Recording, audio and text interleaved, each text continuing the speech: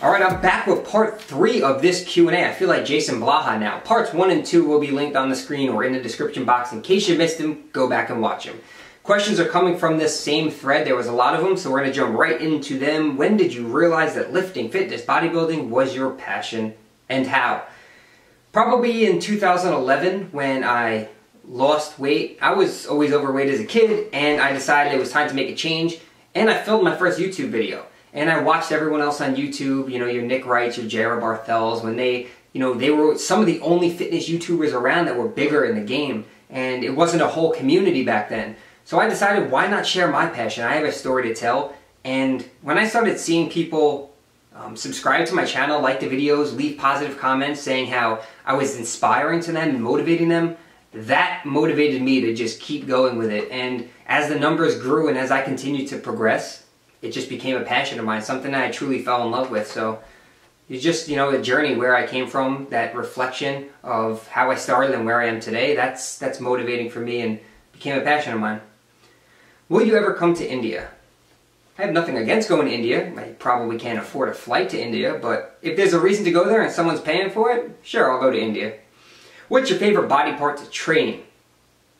Biceps, right? Chest, maybe? Kneecaps, elbows? Sodium! He wrote it in caps. Seems like everything I log in MyFitnessPal, my sodium is almost 3 times the recommendation. I know you mentioned you don't worry too much about it, but how much is too much? I actually made a video on sodium. The recommendation on MyFitnessPal is, I don't even know what it is. It's probably 2,000 milligrams a day. Most people are taking in a lot more than 2,000 milligrams a day. So the numbers that they give on MyFitnessPal are just basic numbers thrown out there. You don't have to follow those or worry if you go over them.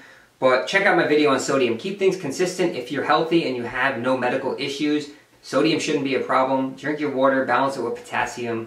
You're good to go.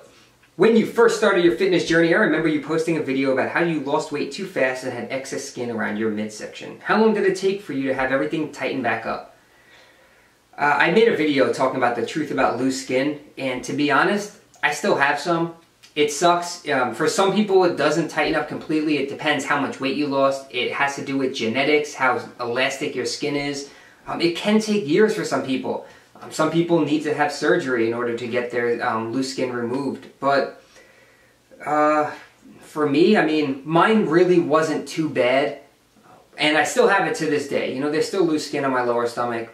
It is what it is. You either just be patient with it, but accept the fact that you lost weight and you probably look better than you did when you were overweight. So, something I wouldn't stress about, but if you want to hear my story, go ahead and watch my video on the channel called The Truth About Loose Skin. When trying to progress in weight on the bench, specifically, is touch and go good enough or slower rep tempo for overall gains?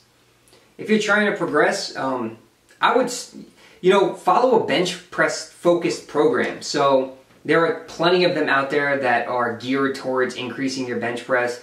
You'll probably start to see stuff like board presses, pause bench press, floor press, different styles and tempos, different rep ranges, different percentages. So I would just focus on a bench-focused program, and that will definitely help your numbers go up. When doing deadlifts, sumo style, I get kind of a shock tingle going down my outer left calf, so I usually have to switch to the conventional style, which I like least. Is this something I should be worried about, Dr. Fusaro? I'm not a doctor, so I can't give you advice on that. A shock tingle going down your calf doesn't sound like it's too good. I would see a doctor.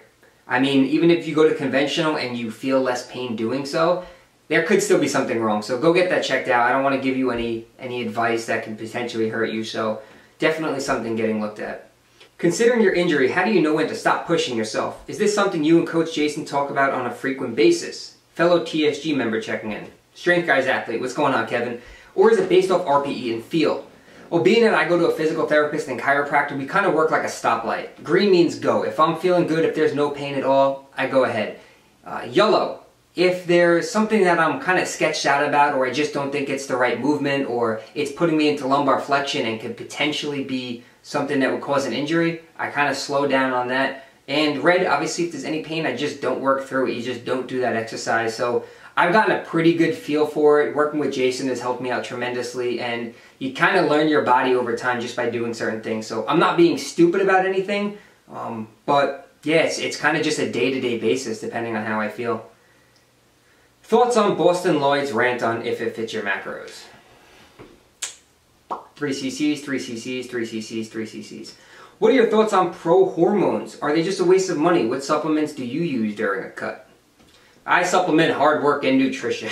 Pro hormones, not something I would ever do. I don't advise anyone do them. Everyone has their own reasons for whatever pills, powders, and supplements they take. That's on them.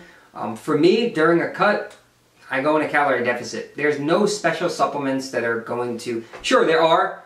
There are illegal supplements that will help you cut. There are diuretics, there are fat burners, thermogenics, but realistically you don't need any of that. A calorie deficit will do the trick in itself. But, I mean, hey, if you're fasting during cardio, BCAAs can help you out. You could take a pre-workout if that helps you get some energy to lift harder or run faster. Whey protein if you need to supplement that, creatine, but there's really nothing magical that I would recommend.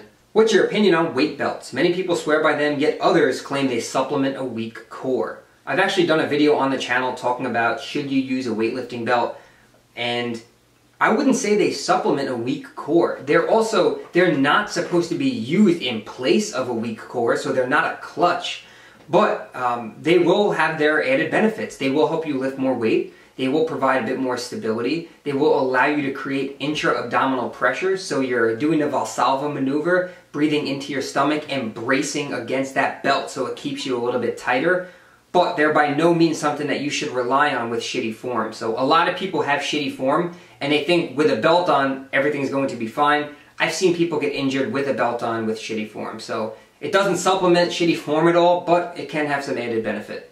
Alright, my second memory card's running out of space and I don't have another one right now. It's in my other camera. So let's just take one more question real quick. Adapting to heavier weights with squats. Core strength is key, I understand, but I find myself a little shaky when getting under heavier weights. Thoughts, comments, concerns? Thanks, Maddie. Try unracking a heavy weight that you can't squat and just holding it there. So load up that bar with more weight than you could squat with, unrack it, step back one step, brace that core really tight and just hold it there for a timed period, however long you're doing it, 10 seconds, and re-rack it. And get your body used to that heavy load, get your central nervous system used to those heavy weights, and that should actually help you out. Well, thank you very much for the questions, guys. I am sweating like a not gonna curse. But yeah, I really appreciate the support as always, guys. Hopefully you enjoyed this. Camera's gonna die. I will talk to you guys soon. Thanks again.